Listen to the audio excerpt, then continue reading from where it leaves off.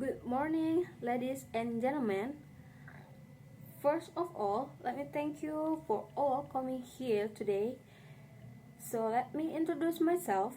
I am Nurrohimatul Mudawamah from General Ahmad Yani University. So I'm going to present about global health and access to medicine.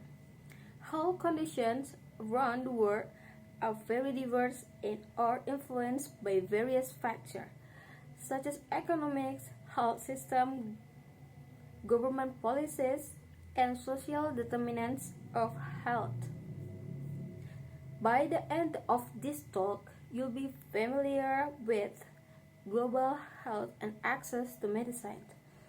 Global health and access to medicine are interconnected and crucial components of achieving universal health coverage. The World Health Organization emphasized the importance of equitable access to safe, effective, and affordable medicines and health products for all individuals, particularly in lower and middle income countries where access is often limited. Global health refers to the health of population worldwide, emphasizing transnational health issues, determinants, and solutions. Access to medicines is a critical component of global health, focusing on ensuring that people everywhere have access to essential medicine, vaccines, and health technologies. Global health is a field of study, research, and practice that focus on improving health and achieving health equity for all people around the world. It covers issues such as communicable and non-communicable disease, maternal and child health, mental health, health policy, and health system. Global health seeks to address health challenges that transcends national borders and require international cooperation. Access to medicine refers to the ability of individuals to obtain the medicine they need. This includes aspects such as availability of medicine in the market, affordability, government policies, regulation, and effective distribution. Adequate access to essential medicine is an essential part of a strong health system and serves to ensure that all people can receive the medical care they need. Limited or unequal access to medicine can lead to adverse impact on public health, especially in developing countries. So I'll begin off by explaining its issues health global. Healthcare infrastructure in many low and middle income countries, healthcare infrastructure is often inadequate. This includes a lack of hospital, clinics, and trained healthcare professionals. Supply chain issues. Ensuring a reliable supply of medicine can be challenging due to logistical issues, regulatory barriers, and sometimes corruption. Affordability. The high cost of medicine and healthcare service can prevent access, particularly for poorer population. Patents and market exclusivity can keep prices high. Regulatory barriers. Different countries have different regulatory standards, which can complicate the availability of new and generic medicine. Research and development. Global health diplomacy plays a crucial role in addressing these gaps and ensuring that medicines are available and used appropriately. It involves international cooperation, diplomacy, and policymaking to ensure equitable access to medicine. Intellectual property right. The balance between protecting intellectual property and ensuring public access to medicine is contentious issue. TRIPS, trade-related aspect of intellectual property right agreements play a significant role here. Global Health Initiative. Organizations like WHO, Medicine Sans Frontiers (MSF), and the Global Fund are crucial in addressing these challenges. So, let me first give you a brief overview. Health in Indonesia. Communicable and non-communicable diseases. Indonesia still faces major challenges from communicable disease such as tuberculosis, malaria, and HIV or AIDS. In addition, non-communicable diseases such as diabetes, heart disease, and cancer are also increasing along with lifestyle changes and population aging. Maternal and child health. Indonesia's maternal and infant mortality rates remain high compared to neighboring countries. Efforts have been made to improve access to maternal and neonatal health service, but challenges remain especially in remote areas. Mental health. Mental health often lacks adequate attention and research. Social stigma and lack of mental health professionals exacerbate this situation. Health system. The Indonesian government has launched the National Health Insurance (GKN) from operated by BPJS Kesehatan to provide more equitable access to healthcare. Nonetheless, issues such as insufficient funding and underdeveloped infrastructure remain a challenge. Let's now move on to access to medicine in Indonesia. Availability of medicine. In major cities, drug availability is usually good, but in remote and rural areas, access to essential medicine is often limited. Distribution. An equal distribution of medicine is often a problem, especially in hard-to-reach areas. Inadequate transportation infrastructure and poor logistics exacerbate this problem. Drug prices. Medicine price can be a major barrier for many people, especially for those who are not enrolled in the GKM program or who have low incomes. And the GKM program attempts to address these issues by providing certain medication for free or at a very low cost to its members. Drug quality. There are concerns about the quality of drugs in the market, including counterfeit drugs and low-quality drugs that may harm patients. Then we turn to access to medicine in other countries. Universal health coverage. Countries with universal health coverage like Japan, Sweden, and Germany generally have better access to medicine with lower cost and fewer disparities. Regulation and quality. Effective regulatory frameworks as seen in Japan and Germany ensure the safety, efficacy, and quality of medicine. Affordability. Government negotiation of drug price and cost sharing mechanism have made medicine more affordable in countries like Sweden and Canada. Distribution. Efficient distribution networks and strong infrastructure ensure equitable access to medicine as seen in Sweden and Germany. Let's now take a look at comparison of health access in Indonesia with other countries. First, access to health service. Indonesia. National Health Insurance Program (GKN). Through BPJS Kesehatan, Indonesia provides universal healthcare for its citizens.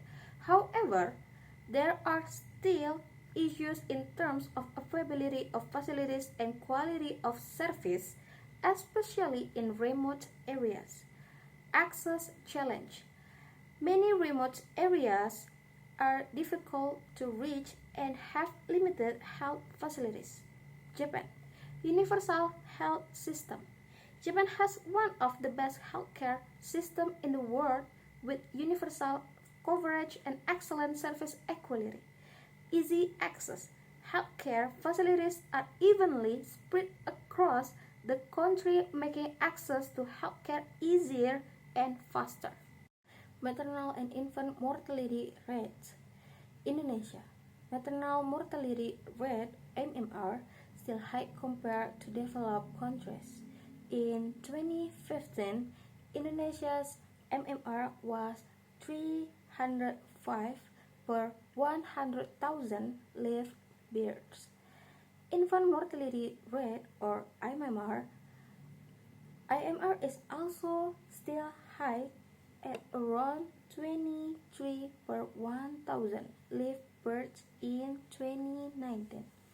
Sweden, low MMR and IMR. Sweden has a very low MMR and IMR thanks to a good health system, quality maternal care, and easy access to health facilities. Maternal and child health service widely available and of high quality with a focus on prevention and comprehensive care. Infectious disease. Indonesia. Endemic disease still facing problems with infectious disease such as tuberculosis, malaria, and dengue fever. Disease control. Although there are control programs, there are still many challenges in implementation on the ground, especially in areas with inadequate health infrastructure. Unit State. Communicable disease under control. Communicable diseases are generally more under control thanks to more advanced health system, effective vaccination program, and better health facilities. Focus on non-communicable diseases. There is more focus on non-communicable diseases such as diabetes, heart disease, and cancer, which are the leading causes of death. Drug quality and distribution. Indonesia. Drug distribution problems are common, especially in remote areas. Availability and quality of medicines are sometimes uneven. Drug price. Medicine price can be a major barrier, especially for those who are not enrolled in the JKM program or who have low incomes. Canada. Assured drug distribution. Drug distribution is more equitable and assured across the country. Control drug prices. The Canadian health system ensures that drug prices remain controlled and affordable for all residents. Last, health funding and infrastructure.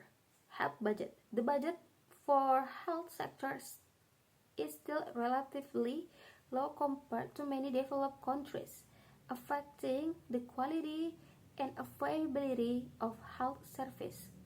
Many health facilities are still inadequate, especially outside major cities in Indonesia.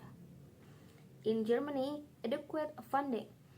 Germany allocates a large budget to the health sector, ensuring availability and high quality of service. Advanced infrastructure. Excellent and evenly distributed health facilities, supported by advanced medical technology and well-trained health workers. Organization and initiative. WHO, World Health Organization.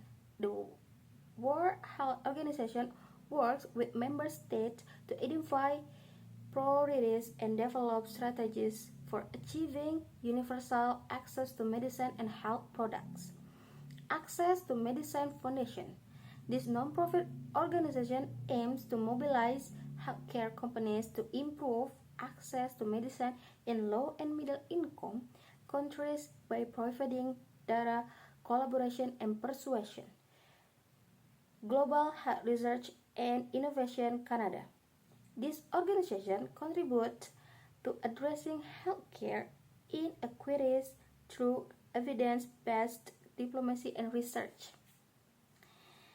MSF, Medicine Sans Frontières, has a campaign focused on enabling access to medicine in research-limited setting.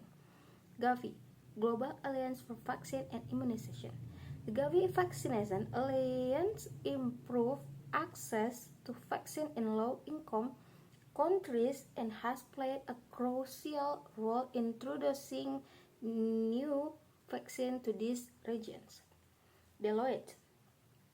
Deloitte has published research on access to medicine, highlighting the importance of understanding the barriers to access to developing targeted strategies to address these challenges.